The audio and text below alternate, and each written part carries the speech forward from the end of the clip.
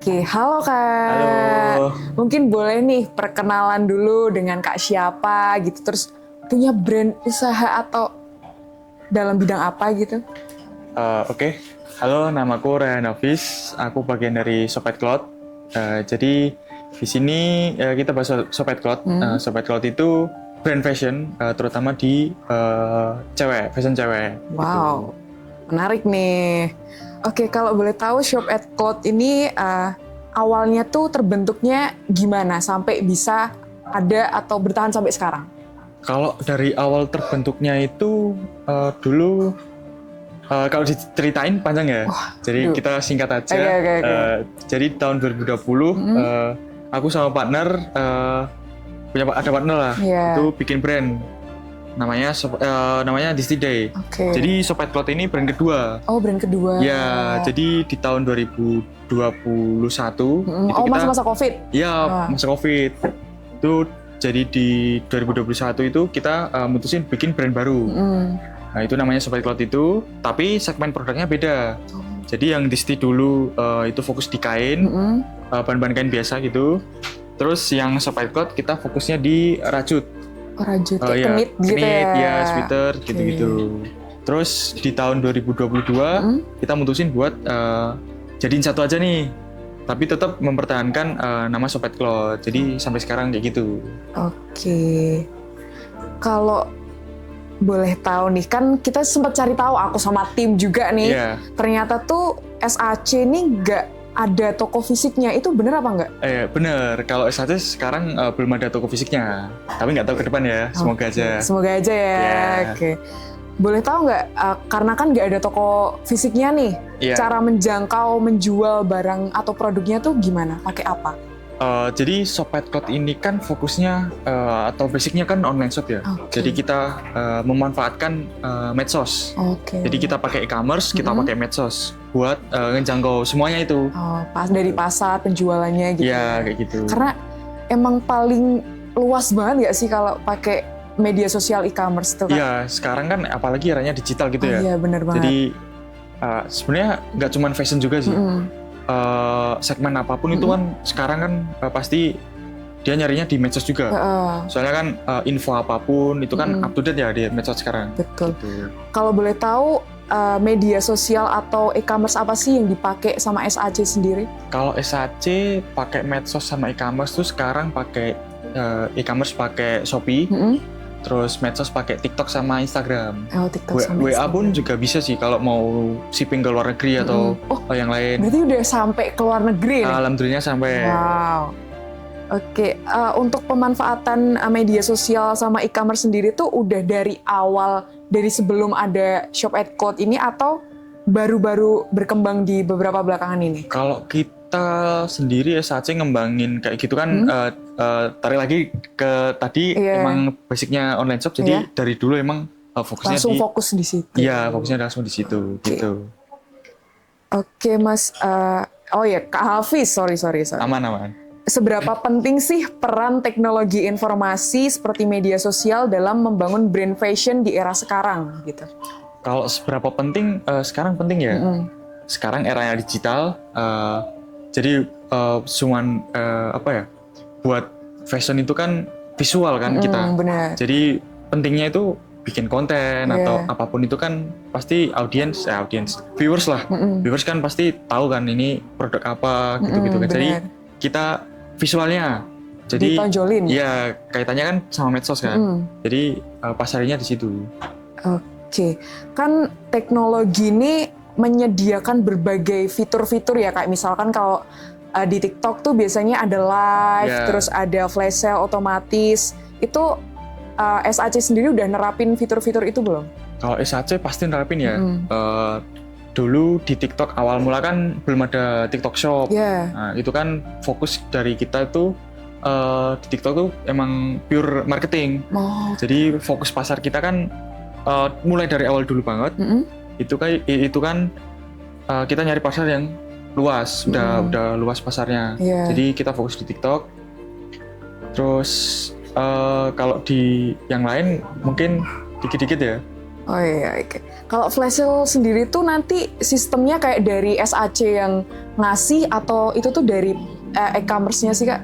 Kalau flash sale biasanya kita yang ngatur. Oh, dari pihak SAC yang mengatur. Iya. Oke Kak, dalam teknologi informasi itu kan banyak menyediakan fitur-fitur berupa live, terus ada flash sale. Nah, SAC itu udah nerapin itu atau belum sih? Kalau fitur-fitur pasti nerapin ya. Kita manfaatin semuanya fitur dari live, flash sale gitu. Kita pakai lah. Soalnya kan bantu banget nih buat penjualan. Iya betul. Gitu. Kalau boleh tahu adanya flash sale tuh membuat kayak pasarnya semakin luas atau malah kadang tuh lebih kecil yang beli sih? Kalau flash sale tuh sebenarnya gimana ya?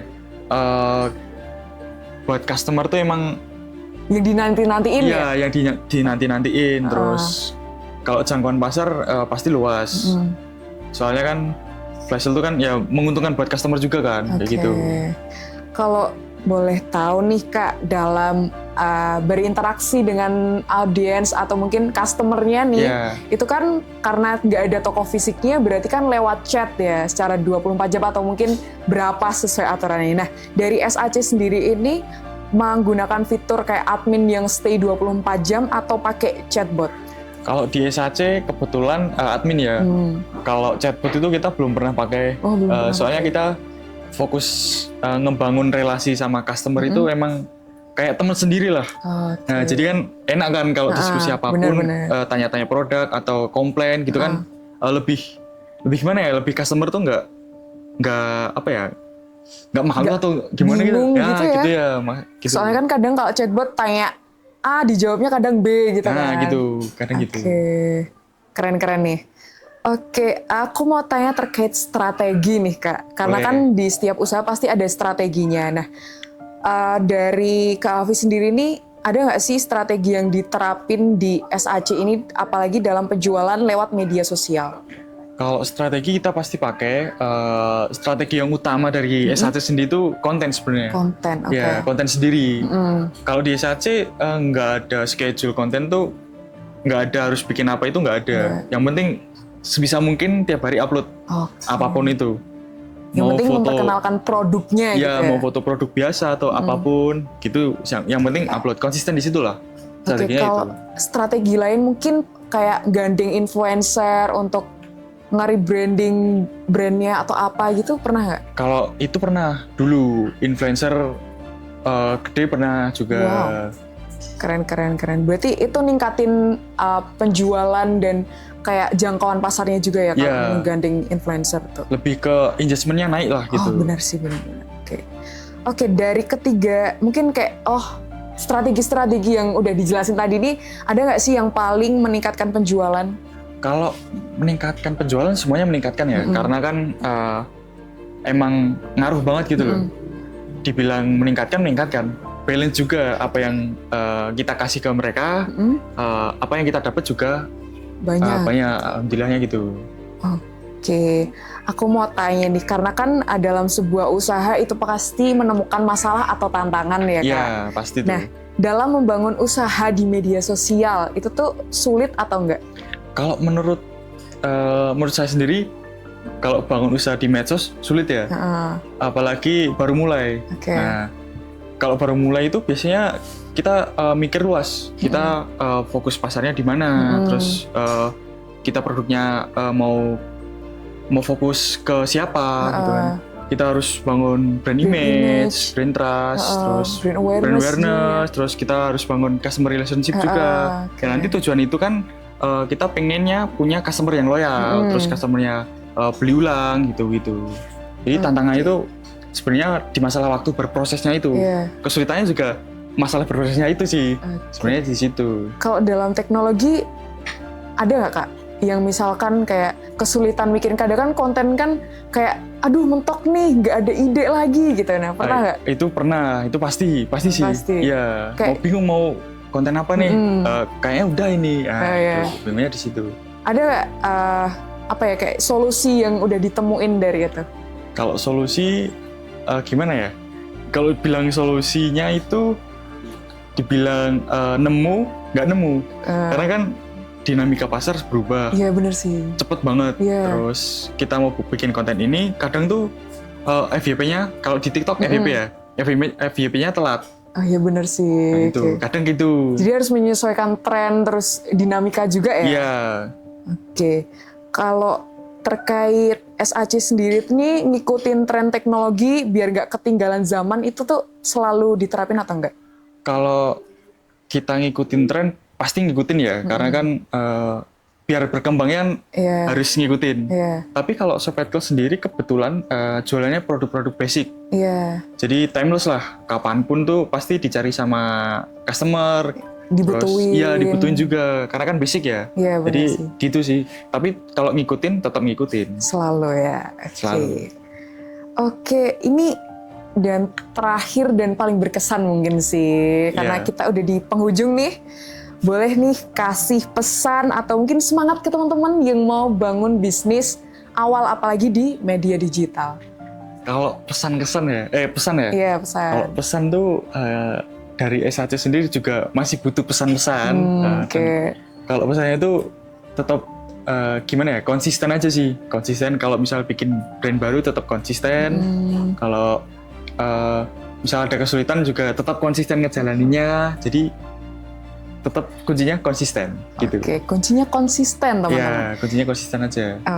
Oke, mungkin ada lain yang mau disampaikan atau sudah ini? Sudah ya? Sudah, mungkin sudah sih. Oke, terima kasih Kak Hafiz atas waktunya. Semoga ngobrol-ngobrol kita kali ini bisa bermanfaat buat teman-teman yang mau bangun usaha juga gitu ya.